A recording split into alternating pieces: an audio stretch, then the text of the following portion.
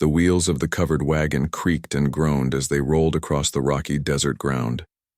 Every bump sent a sharp pain through Rebecca's heart as she listened to the weak cries of her twin daughters in the back of the wagon. Little Anna and Rose had been healthy and laughing just a week ago. Now they lay burning with fever, their small bodies growing weaker with each passing hour. Rebecca pulled the reins tighter and urged their old horse forward. The sun was already high in the sky, and the heat was becoming unbearable. She had been traveling with a small group of families heading west to California, all of them hoping for a better life. But 3 days ago, when the twins first got sick, everything changed. The other families tried to help at first. Mrs. Johnson shared her medicine, and Mr. Peterson offered to carry the girls in his wagon. But as the days passed and the children got worse, fear crept into everyone's hearts. They whispered about fever spreading to their own children. They talked about how they couldn't afford to waste time or water on people who might not make it. Yesterday morning, Rebecca woke up to find the other wagons already packed and ready to move. The group leader, a stern man named Thompson, approached her with sad eyes but firm words. "Rebecca, we're real sorry about your girls," he said, taking off his hat. "But we can't wait any longer. We got our own families to think about, and winter's coming fast in the mountains ahead." Rebecca understood, even though it broke her heart. She had made the same difficult choices back in Kansas when her husband died.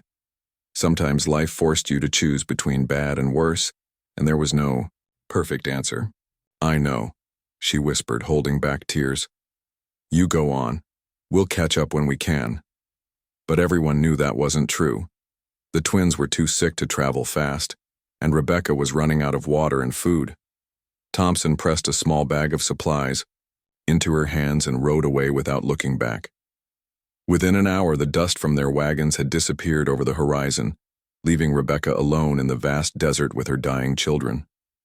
For 2 more days, she kept moving slowly westward, stopping every few hours to give the girls sips of water and to wipe their burning faces with damp cloths. She sang them lullabies and told them stories about the beautiful California valleys they would see soon. But deep down, she knew they would never see those green hills. On the 3rd morning alone, Rebecca woke to terrible silence. Anna had stopped, breathing during the night. Little Rose followed just as the sun reached its peak, slipping away peacefully in her mother's arms. Rebecca sat in the desert holding her daughters for hours, unable to move or think clearly. The silence around her was complete, except for the whisper of wind across the sand. She had never felt so alone in her entire life. Back in Kansas, when her husband died in the farming accident, at least she had neighbors and the church community. Here there was nothing but endless blue sky and burning sand. As the afternoon heat became dangerous, Rebecca knew she had to act. She couldn't just sit there and die too. Her daughters deserved a proper burial, even if it had to be in this empty place far from any church or cemetery. She looked around for the best spot she could find.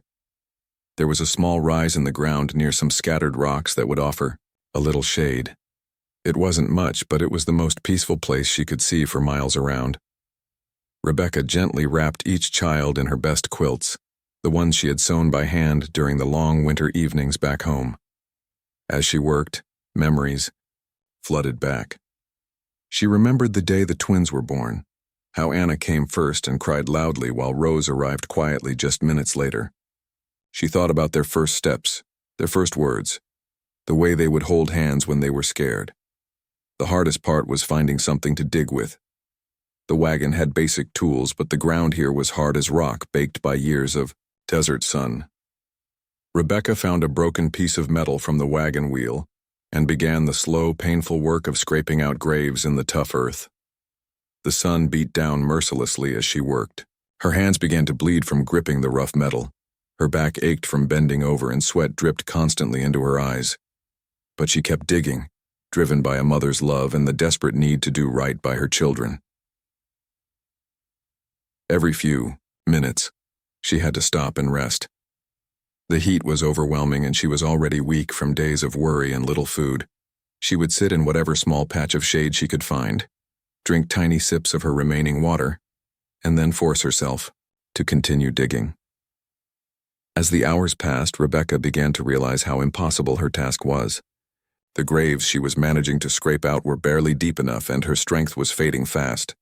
She had started this work with determination, but now despair was setting in. How could she possibly dig proper graves in this stone-hard ground, with nothing but a piece of broken metal?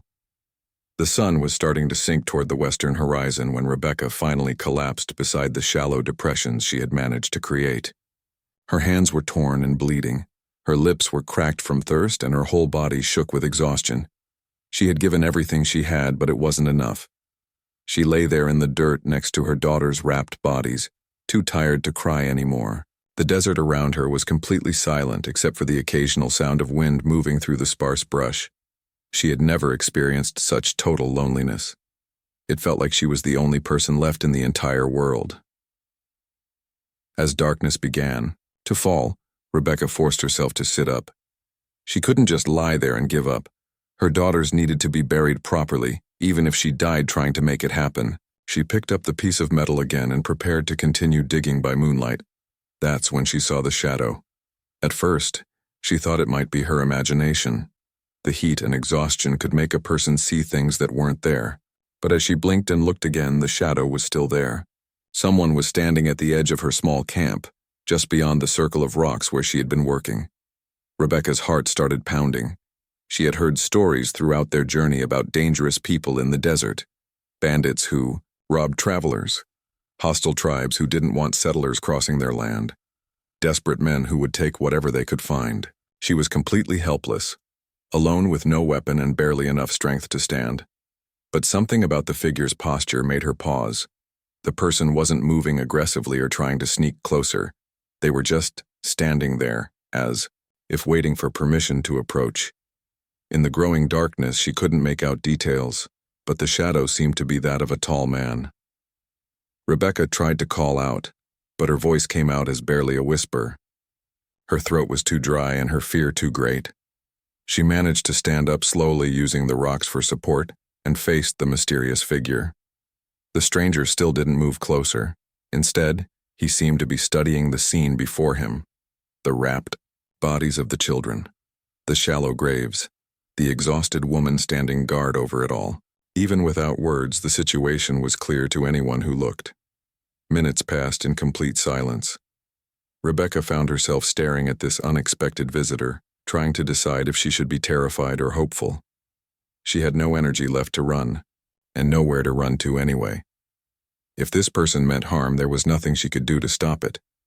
But if they meant to help, she desperately needed assistance. Finally, the figure took a slow step forward, then another.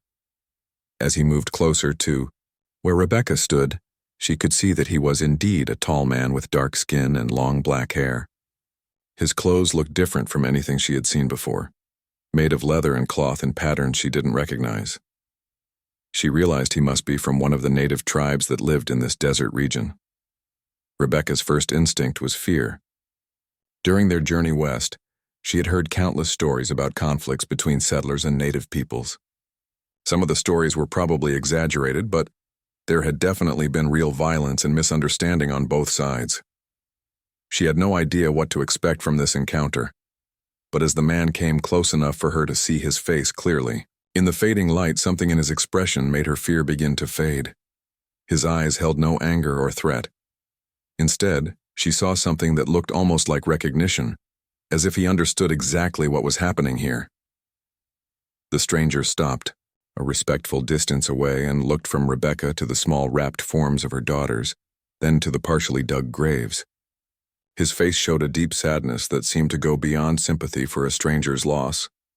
It was the expression of someone who had experienced similar pain himself. Without saying a word, the man pointed to the graves, then to himself, then made a digging motion with his hands. He was offering to help. Rebecca stared at him in amazement. After days of being abandoned by people who knew her, this complete stranger from a different culture was volunteering to help bury her children. She felt tears start to flow again, but this time they weren't entirely from grief. She nodded slowly, not trusting her voice to speak. The man nodded back and walked away into the darkness. For a moment, Rebecca wondered if he had changed his mind and left. But a few minutes later, he returned carrying tools she hadn't seen before: a sturdy digging stick, a flat piece of stone that could work. The morning sun cast long shadows across the desert as Rebecca and the mysterious stranger prepared to lower her daughters into their final resting place. Rebecca's hands trembled as she picked up little Anna, wrapped carefully in the blue quilt, with tiny white flowers that she had stitched during long winter evenings back in Kansas. The quilt had been meant for Anna's bed in their new California home. Now it would be her eternal blanket in this lonely desert. The stranger, who had worked through the night without complaint, stood quietly beside the graves he had helped dig. Rebecca noticed how he kept his eyes respectfully lowered as she said goodbye to each child. There was something in his manner that spoke of deep understanding, as if he had stood in this same terrible place himself.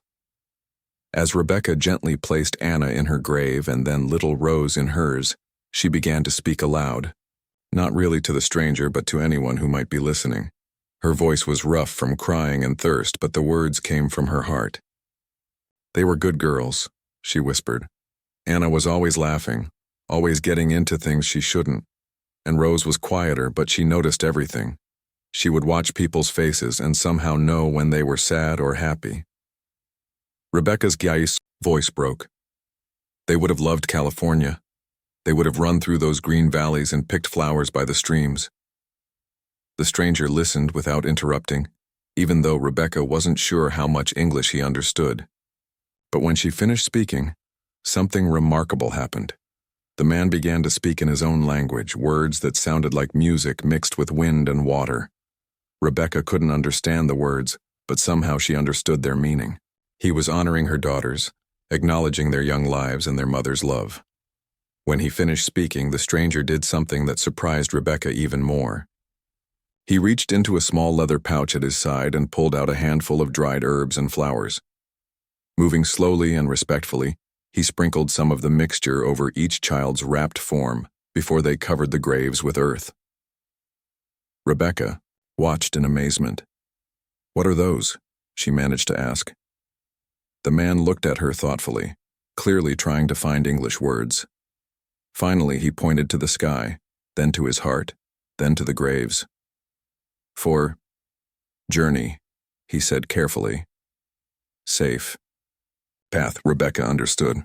These herbs were part of his people's burial customs, meant to help spirits find their way safely to whatever came after life. Even though his beliefs were different from her Christian faith, the love and respect behind the gesture was exactly the same. He was helping her daughters on their journey to heaven, in the way his people had always done for their own loved ones. Together, they carefully filled in the graves with the hard desert earth. The stranger worked with practiced movements, clearly experienced in this sad task. Rebecca found herself wondering about his own losses. The gentleness of his hands and the sorrow that seemed to live behind his eyes told a story of deep personal pain. When the graves were complete, they arranged stones in careful patterns on top. The stranger showed Rebecca how his people marked burial sites, with stones pointing toward the rising sun and arranged in circles that represented the cycle of life. Rebecca added her own touches, creating small crosses within the circles, blending their traditions in a way that felt right for her daughters. As they worked, the sun climbed higher and the desert heat began to build. Rebecca realized she hadn't offered the stranger any of her precious remaining water, and shame washed over her. This man had worked all night to help her, and she hadn't even thought to share what little she had. "Water?" she asked, pointing to her nearly empty canteen. The stranger shook his head politely, but Rebecca insisted. She poured a small amount into the metal cap and offered it to him. After a moment's hesitation, he accepted it gratefully. As he drank, Rebecca got her first close look at his face in the full daylight. He appeared to be in his 30s, with weathered skin that spoke of a life spent outdoors. His dark eyes held a sadness that seemed old and deep, but also a kindness that had moved him to help a complete stranger in the middle of nowhere. When he handed back the cap, he pointed to himself and said, "Daniel." Then he pointed to her with a questioning look. "Rebecca," she replied, placing her hand on her chest. It was such a simple thing, this exchange of names, but it felt like the beginning of something important. They were no longer just two strangers brought together by tragedy. They were Daniel and Rebecca, two people who had shared the sacred task of laying children to rest. Daniel looked around at the empty desert stretching in all directions, then back at Rebecca. He pointed west, the direction her wagon train had gone, then shook his head sadly. Even without words, his message was clear. She couldn't follow the other families now. Her horse was nearly dead from the journey. She had almost no supplies left, and she was alone in country she didn't know. Rebecca nodded, accepting what she had already realized. "I know," she said quietly. "I can't go back either. There's nothing left for me in Kansas." Daniel studied her face carefully as if making an important decision. Finally, he pointed to himself, then gestured toward the east, away from the direction the wagon train had taken. He was inviting her to come with him, though she had no idea where he lived or what kind of life he might be offering. The reasonable part of Rebecca's mind told her this was dangerous. She knew nothing about this man except that he had helped her bury her children. Going with him into the unknown desert could mean anything. But the desperate part of her mind, the part that knew she would die alone without help, recognized that this might be her only chance for survival. More than that, something deep in her heart trusted Daniel. His actions through the long night had shown her who he really was. A person who stopped to help strangers. Someone who treated the dead with respect. A man who understood loss and wasn't afraid to share in someone else's grief. "Yes," she said, simply, meeting his eyes. "I'll come with you." Daniel nodded and began gathering his tools. But before they left this place, he did something that moved Rebecca to tears again. He walked to each grave and placed his hand on the stones, speaking quietly in his own language. Then he turned to Rebecca and gestured for her to do the same.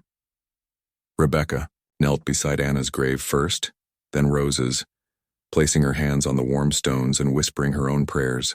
She asked God to watch over her daughters and promised them that she would find a way to live, even without them. She told them she loved them, and always would. When she stood up, Daniel was waiting patiently beside her old horse and wagon. He examined the animal with experienced hands and shook his head sadly. The poor creature was exhausted and wouldn't survive much longer without rest and good feed. But there was enough strength left for a short journey if they were careful. Daniel helped Rebecca gather her few remaining possessions. Her clothes, the family Bible, a few precious photographs, and some basic supplies fit easily into a single bag. Everything else, including the wagon that had carried them across half the continent, would have to be left behind. As they prepared to leave, Rebecca took one last look at the graves of her daughters. The morning sun made the arranged stones glow like jewels against the pale desert earth. It wasn't the green churchyard cemetery she had imagined back in Kansas, but it was peaceful and beautiful in its own way. Her girls would rest in a place touched by wide skies and painted with sunset colors every evening. Daniel led her old horse carefully as they walked away from the burial site. Rebecca looked back several times until the graves disappeared behind a low hill. She felt like she was leaving her heart behind in that lonely place, but she also felt something else. For the first time since her husband died, she wasn't completely alone. This stranger who had become her friend was leading her toward whatever came next. They walked in comfortable silence as the desert landscape rolled past them.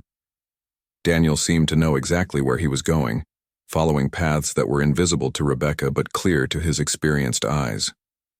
He moved with the easy confidence of someone who belonged in this harsh land, someone who knew its secrets and dangers. After a few hours, they stopped to rest in the shade of a large rock formation. Daniel shared water from his own supply and some dried meat that tasted strange but good to Rebecca's empty stomach. As they sat together in the cooling shade, Rebecca found herself really looking at this man who had changed her life. Daniel's clothes were made of soft leather decorated, with small beads and metal ornaments that caught the light. His long black hair was tied back with a strip of colorful cloth. Everything about him spoke of a culture completely different from her own. But his basic humanity was something she recognized completely. "Thank you," Rebecca said, knowing the words were inadequate but needing to say them anyway. You saved my life. You gave my daughters the burial they deserved. I don't know how to repay that." Daniel looked at her with those sad, kind eyes and said slowly, "No. Repay. We help. Is right thing." Rebecca realized he was trying to tell her that helping others wasn't something that required repayment. It was simply the right thing to do, something any decent person would do if they could. The journey to Daniel's hidden camp took most of the day, winding through desert paths that seemed to exist only in his memory. Rebecca's old horse struggled with each step, but Daniel was patient, stopping frequently to let the animal rest in, whatever shade they could find. As they walked, Rebecca found herself studying the landscape with new eyes, trying to understand how anyone could survive in this seemingly barren wilderness. What had looked like empty wasteland from her wagon now revealed hidden signs of life. Daniel pointed out small tracks in the sand, showing her where rabbits and other creatures had passed. He showed her plants she had never noticed before, explaining in his careful English which ones held water in their roots and which ones could be eaten in times of need. "Desert not empty," he said, kneeling beside a thorny bush that looked dead to Rebecca's untrained eye. "Full of life. Just hidden. Must know where to look."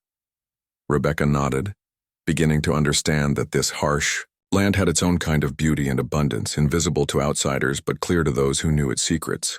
It made her think about her own life and how much she had missed by looking only at the surface of things.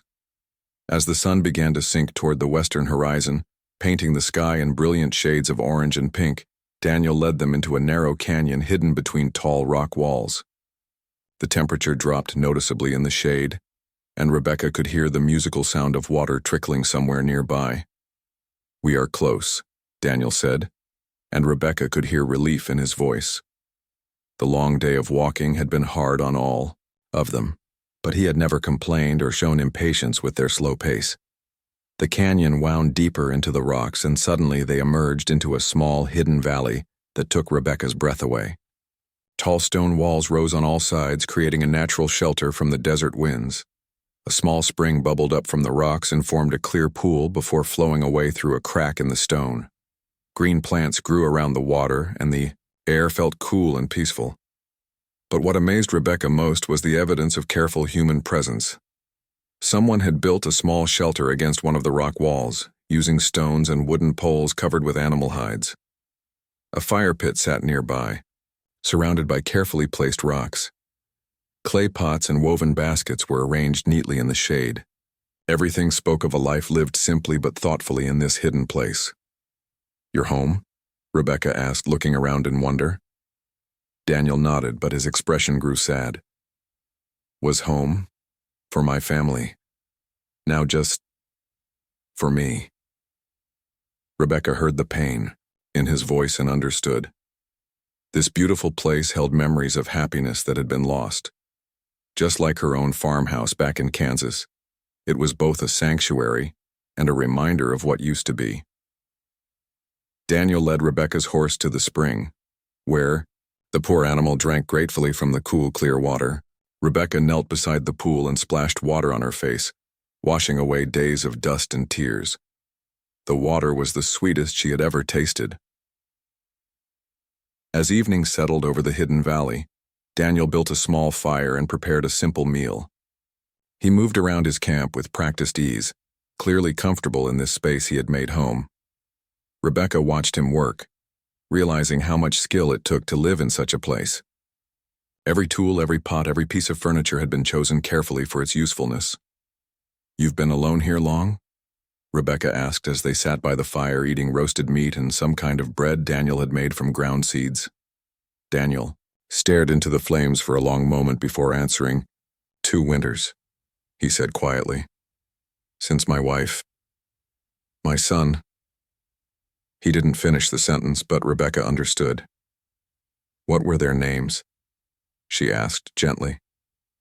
"Maria," Daniel said, and his voice grew soft with memory.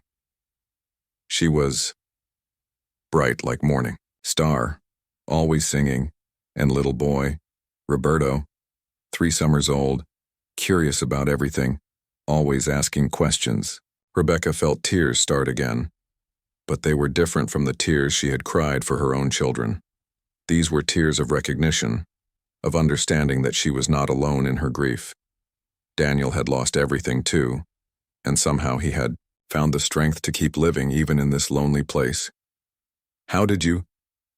she began, then stopped, realizing the question might be too painful.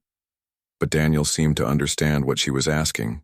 "Soldiers came to our village," he said, his voice flat and distant. "There was misunderstanding, fighting. Many people died. Maria and Roberto, they were trying to run to safety."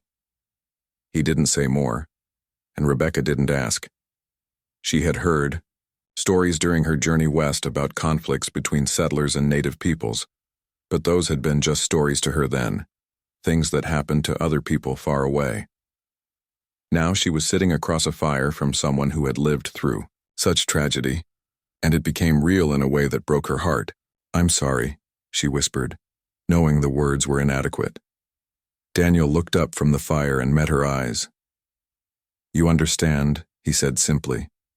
"Others, they say words, but you understand the pain." Rebecca nodded. There was a difference between people who tried to comfort you and people who had walked the same dark path. Daniel's kindness to her wasn't just general human sympathy. It came from his own experience of losing everything that mattered most. As the fire burned lower, Daniel told Rebecca more about his life before the tragedy. He had been part of a small band that lived peacefully in the desert, trading with Mexican settlers and later with American pioneers. They had never been warriors, preferring to avoid conflict when possible. But in the chaos and fear that often surrounded encounters between different peoples, peaceful intentions sometimes didn't matter. After losing his family, Daniel had left his band and come to this hidden place to grieve alone. His people had let him go, understanding that sometimes a person needed solitude to heal. But the healing had been slow and incomplete. Until last night, when he found Rebecca burying her daughters, Daniel had begun to wonder if he would ever feel connected to life again. "Helping you," he said, looking across the fire at Rebecca, "was first time in long time I felt useful, like maybe there was reason to keep living." Rebecca understood completely. She had felt the same way during the dark months after her husband's death, going through the motions of daily life without any real purpose or joy. It was only her responsibility to the twins that had kept her moving forward, and when they died, she had felt completely lost. But working beside Daniel to bury her daughters properly had given her something she hadn't expected to feel again. A sense of shared humanity, of connection to something larger than her own grief. "We helped each other," Rebecca said. "I couldn't have done it alone, and maybe we can keep helping each other." Daniel nodded slowly. "You can stay here," he said. "His safe place, good water hidden from danger, but—" He hesitated as if not sure how to continue. "But what?" Rebecca asked. "His hard life," Daniel admitted. "Must work every day to survive, must learn new ways, and is very lonely. Sometimes weeks go by, I don't see another person." Rebecca looked around the peaceful valley with its clear water and protective stone walls. It was beautiful, but she could imagine how isolated it would feel during the long desert winters. Still, what choice did she have? She had no money, no family, no way to reach California even if she wanted to. And more importantly, she had found something here she hadn't expected. A friend who understood her loss. "I want to learn," she said firmly. "I want to stay, if you'll have me." Daniel's face showed relief and something that might have been hope. "Good," he said. "Tomorrow I teach you about desert plants. Which ones have food? Which ones have medicine? You must know these things to live here." That night, Rebecca slept on soft furs in Daniel's shelter, while he made a bed for himself outside by the fire. As she lay listening to the gentle sound of the spring and the soft crackling of burning wood, she felt something she hadn't experienced in months. Peace. It wasn't the peace of having all her problems solved or her grief healed. Those wounds would take time to close if they ever did completely, but it was the peace of having a place to be, a purpose to pursue, and a friend who understood the worst thing that could happen to a person. The next morning, Daniel began Rebecca's education in desert survival. He showed her which plants could be eaten raw and which needed to be cooked.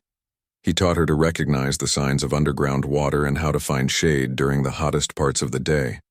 Most importantly, he showed her how to read the desert's moods, to understand when storms were coming and when it was safe to travel. Rebecca proved to be a quick learner, partly because her life depended on it, and partly because she had always been practical and observant. Growing up on a farm in Kansas had taught her to pay attention to natural signs and to work with her hands. Those skills served her well in this very different environment. Daniel also began teaching her words in his language, and she taught him more English in return. Their conversations grew longer and more complex as they found ways to bridge the gap between their very different backgrounds. Rebecca learned that Daniel's people had lived in this desert for countless generations, developing a deep understanding of its rhythms and resources. Daniel learned about Rebecca's life as a farmer's wife, about the communities and customs she had left behind. 3 months had passed since Rebecca arrived at Daniel's hidden valley, and the woman who now tended plants by the clear spring bore little resemblance to the desperate mother who had collapsed beside her daughter's graves. Her hands, once soft from domestic work, were now strong and calloused from working with desert stone and thorny plants. Her skin had bronzed under the desert sun, and her movements carried the confident grace of someone who had learned to read the landscape for danger and opportunity. Rebecca had not only survived in this harsh environment, she had begun to thrive. Under Daniel's patient teaching, she had mastered skills she never imagined needing. She could identify which insects were safe to eat and which were poisonous. She knew how to weave baskets from desert grasses and how to preserve meat for the winter months ahead. Most remarkably, she had learned to think like the desert itself, understanding its rhythms and respecting its power. Daniel watched her progress with something approaching amazement. In his culture, it typically took years for someone to develop the instincts Rebecca had acquired in just a few months. But then again, most people learned these skills gradually, while still having the support of family and community. Rebecca had been forced to learn quickly or die, and necessity had proven to be an excellent teacher. Their daily routine had developed naturally. Each morning, Rebecca would tend the small garden they had expanded near the spring, growing beans and squash from seeds Daniel had saved from previous years. Daniel would check his snares and hunting spots, bringing back rabbits or desert birds when the hunting was good. Afternoons were often spent on practical tasks, making tools, repairing the shelter, preparing food for storage, but evenings belonged to conversation and shared memory. They had learned to communicate in a mixture of English, Daniel's native language, and the universal language of gesture and expression. Rebecca had become fluent enough in his tongue to follow stories about his childhood and his people's traditions.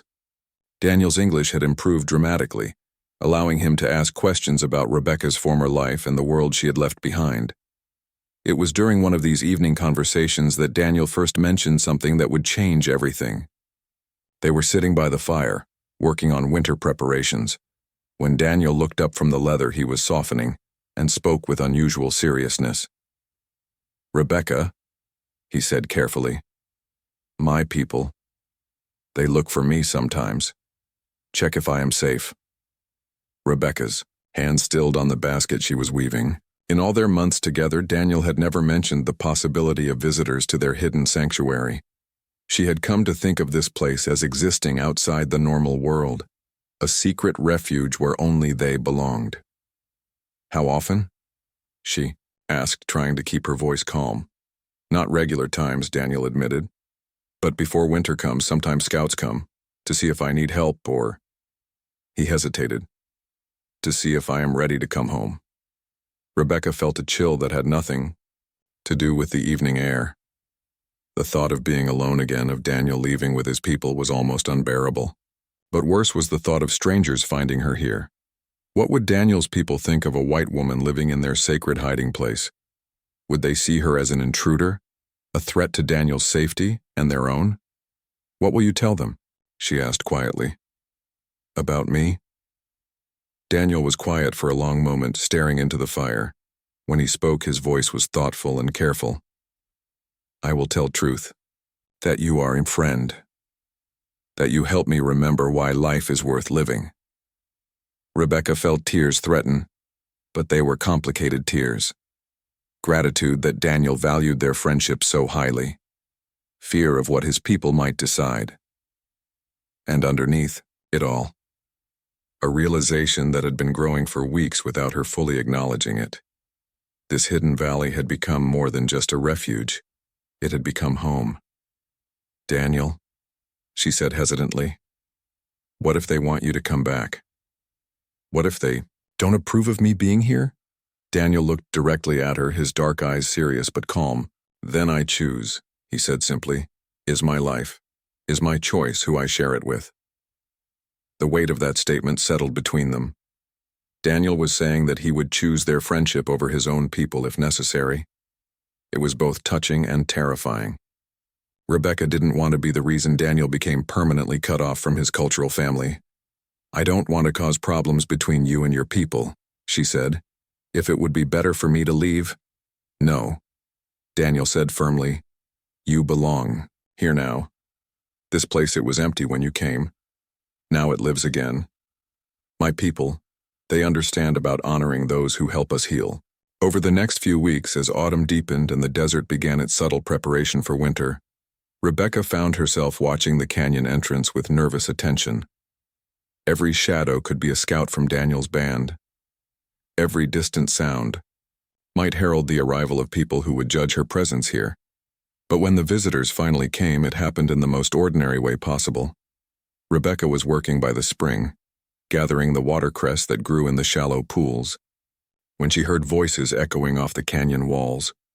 Not angry or alarmed voices, but the casual conversation of people who felt at home in this landscape. Rebecca straightened up to see Daniel walking into the valley, accompanied by 3 people she had never seen before. 2 men and 1 woman, all dressed in the same style of leather and cloth clothing that Daniel wore. They moved with the easy confidence of people completely comfortable in the desert, and their eyes took in every detail of the camp with quick, intelligent assessment. For a moment, Rebecca felt frozen with uncertainty. Should she run and hide? Stand her ground? Try to look as non-threatening as possible? Daniel had said his people might come, but she hadn't really prepared herself for the reality of the encounter. Then Daniel caught her eye and smiled, gesturing for her to approach. Rebecca, he called out, come meet my friends.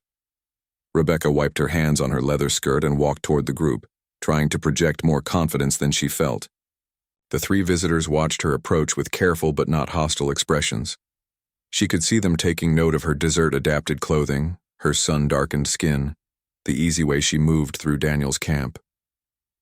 Daniel began the introductions, in his own language, speaking at some length about Rebecca's presence in the valley. Rebecca caught some familiar words: friend, help, children, buried, and realized he was telling them her story. The 3 visitors listened without interruption, their faces showing growing understanding and sympathy. When Daniel finished speaking, the older of the 2 men stepped forward. He was perhaps 50 years old, with gray threading through his black hair and the kind of weathered face that spoke of long experience in leadership roles. I am Carlos, he said, in accented but clear English. Daniel's uncle, brother of his father. Rebecca nodded respectfully. I'm Rebecca. Thank you for allowing me to stay in your nephew's home. Carlos studied her for a moment, then smiled slightly. Daniel says you learn fast, says you work hard and don't complain about difficult life. I'm grateful for the chance to learn, Rebecca replied honestly. Daniel has taught me so much about surviving here, about finding beauty in this land. The woman in the group, who appeared to be about Rebecca's age, spoke up in Daniel's language. Daniel answered her, and Rebecca heard her own name mentioned along with what sounded like questions about daily life in the valley. Carlos translated. Elena wants to know if you miss your old life, if you wish to return to your people. Rebecca considered the question seriously before answering. "I miss my daughters every day," she said, "and I miss some things about my old life. But that world, it doesn't exist for me anymore. Here, I've found a new purpose. I've learned that I'm stronger than I thought I was." Elena nodded and spoke. Again. This time Carlos smiled as he translated. "She says you have the look of someone who belongs to the desert now. Says your eyes have changed. They see like our people see." The younger man, who had been quiet throughout the introductions, finally spoke. His English was less polished than Carlos's, but his meaning was clear. "Daniel is different since you come. Before he was like Ghost. Now he is alive again." Rebecca felt a flush of emotion at these words. She had known that their friendship had helped her heal, but she hadn't fully realized how much it had meant to Daniel as well. Carlos seemed to come to some kind of decision. "We stay tonight," he announced. "Tomorrow we talk more. But tonight, we eat together." Elena brought special food for celebrating. That evening, Rebecca experienced something she hadn't known she was missing: the warmth of community. Elena proved to be an excellent cook, creating a feast from ingredients she had brought and plants she and Rebecca gathered from around the valley. The younger man, whose name was Miguel, turned out to be a gifted storyteller, entertaining the group with tales of hunting adventures and tribal legends. Rebecca found herself relaxing as the evening progressed. These people weren't judging her or questioning her right to be here. They were treating her as Daniel's friend, someone worthy of respect and inclusion. When Elena asked her to help prepare a particular dish, showing her the traditional way to season and cook it, Rebecca felt a deep sense of acceptance. 2 years had passed since that evening when Carlos, Elena, and Miguel first visited the Hidden Valley and welcomed Rebecca into their extended family. The seasons had turned twice, bringing scorching summers and surprisingly cold winters, spring floods and autumn harvests. Through it all, Rebecca and Daniel had built something neither of them had thought possible after their devastating losses: a life filled with purpose, deep friendship, and unexpected joy. The physical changes to their valley home reflected the emotional transformation of its inhabitants. What had once been Daniel's lonely refuge was now a thriving homestead. Rebecca's garden had expanded dramatically, providing not only food for their table but medicinal herbs that she had learned to prepare under Elena's patient instruction. Daniel had built additional storage areas and workshops, anticipating the needs of a permanent partnership rather than temporary survival. Most remarkably, their valley had become a recognized stopping place for members of Daniel's band and even other friendly tribes. Word had spread about the white woman who had learned desert ways and the grieving man who had found his purpose again. People came seeking Rebecca's growing knowledge of medicinal plants or Daniel's skills as a craftsman. Some came simply for the hospitality that the pair offered to all peaceful travelers. Rebecca had never imagined she could be happy again after losing Anna and Rose, but happiness had crept back into her life in small, daily increments. It lived in the satisfaction of successfully growing food in desert soil, in the peaceful evenings spent learning traditional songs from Elena, in the pride she felt when younger visitors asked her to teach them about plant medicine. Most of all, it lived in her deep friendship with Daniel, a bond that had grown stronger and more comfortable with each passing season. They had never spoken of marriage, though others sometimes hinted at it. Both carried their lost spouses too deeply in their hearts for romantic love to flourish again. But what they had built together was in some ways stronger than many marriages Rebecca had known. They were partners in the truest sense, sharing all responsibilities and decisions, supporting each other through difficult times, celebrating together when things went well. On this particular morning in early spring, Rebecca was working in her garden when she heard familiar voices approaching through the canyon. Daniel emerged from the rocks leading not just Carlos and Elena, but a much larger group than had ever visited before. Rebecca counted at least 8 people, including several she had never seen before. Among the newcomers was an elderly woman with silver hair and deeply lined face, who moved with the careful dignity of advanced age. Rebecca had heard Elena speak of her grandmother, the band's most respected elder and keeper of traditional knowledge. But this was the first time the old woman had made the difficult journey to the valley. As the group approached, Rebecca wiped her hands and went to greet them.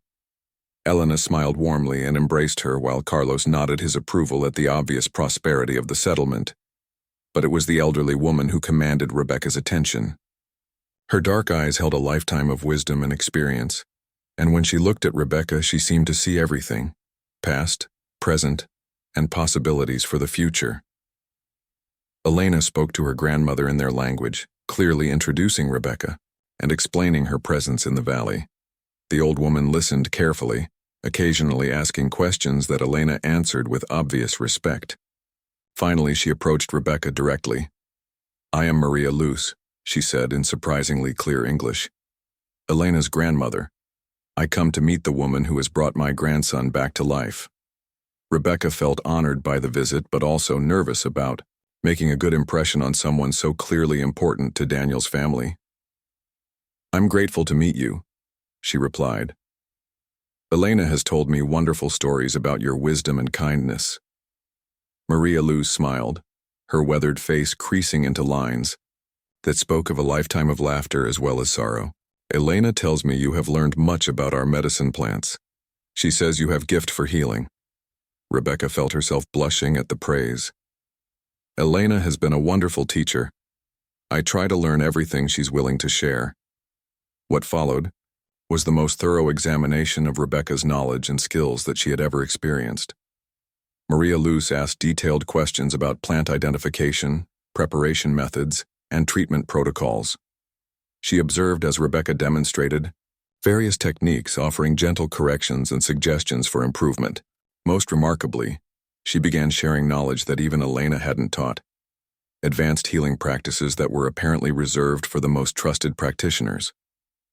As the day progressed, it became clear that this visit was about more than social connection.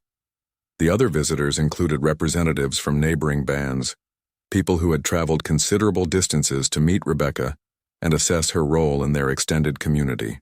Rebecca gradually realized she was being evaluated not just as Daniel's friend, but as someone who might play a larger role in the traditional life of the desert peoples. That evening, as the group gathered around an expanded fire circle, Maria Luz made an announcement that shocked Rebecca to her core. Speaking first in her own language to ensure everyone understood, then translating into English for Rebecca's benefit, she explained the purpose of their visit. "Rebecca," she said, her voice carrying the authority of her years and position, "our people have been watching you for 2 years. We see how you live, how you learn, how you respect our ways while bringing your own knowledge to share. We see how you and Daniel have healed each other and created something good in this place." Rebecca listened with growing amazement as Maria Luz continued. "Our medicine women are growing old. Elena does good work, but she needs help. The young women in our bands, they are more interested in the white man's ways than the old knowledge. We fear that ancient wisdom will be lost." The elderly woman paused, looking directly at Rebecca with those penetrating dark eyes. "We want to offer you formal training as medicine woman. Not just the basic knowledge Elena has shared, but the deepest teachings, the most powerful healing practices. You would become keeper of knowledge that has been passed down for countless generations." Rebecca felt as if the world had tilted on its axis. She was being offered a role she had never dreamed possible, a position of respect and responsibility within a culture that wasn't originally her own. It was an honor beyond anything she could have imagined when she first arrived in the valley as a desperate, grieving refugee. But with the honor came enormous responsibility. I don't know if I'm worthy of such trust," Rebecca stammered. "I'm still learning so much," Carlos spoke up from across the fire. "Learning never stops, even for our greatest medicine women. What matters is the heart that wants to help others heal, and the mind that respects the power of the knowledge." Elena nodded enthusiastically. "I have watched you work, Rebecca. You have the touch. Plants respond to you, and people feel better just from your presence. These are gifts that cannot be taught. They must be born in a person." Daniel, who had been quietly listening to the entire conversation, finally spoke. "Rebecca," he said gently. This is great honor they offer you, but also great responsibility. You must choose for yourself. Rebecca looked around the circle at these people who had welcomed her, taught her, and now wanted to entrust her with their most precious cultural knowledge. 2 years ago, she had been burying her children in the desert, broken by loss and facing death alone. Now she was being offered a chance to become a guardian of life, a healer who could help others through their darkest times. I would be honored to learn, she said finally, her voice steady despite the magnitude of the moment. I promise to treat this knowledge with the respect it deserves, and to use it only for healing and helping others. Maria Luz smiled broadly, and the entire circle broke into expressions of approval and celebration. Elena clasped Rebecca's hands with obvious joy, while Carlos nodded his satisfaction at the decision. The training that followed was more intensive than anything Rebecca had experienced. Over the next several months, Maria Luz and other respected elders took turns visiting the valley to share their knowledge. Rebecca learned about plants that grew in distant regions, healing ceremonies that required precise timing and preparation, and the spiritual aspects of medicine that went far beyond simple herbal remedies. Most challenging was learning to see illness and injury not just as physical problems but as disruptions in the harmony between a person and their environment. This holistic approach to healing required Rebecca to develop new ways of thinking about the human body and its relationship to the natural world. Daniel supported her learning in every way possible, often serving as her first patient when she needed to practice new techniques. Their partnership deepened as Rebecca's role in their community expanded. He became not just her companion in survival, but her partner in serving others who came to them seeking help. As Rebecca's reputation as a healer grew, their valley saw a steady stream of visitors. Some came with physical ailments, broken bones, persistent fevers, difficult pregnancies. Others brought emotional wounds, grief, and trauma that needed careful attention. Rebecca found that her own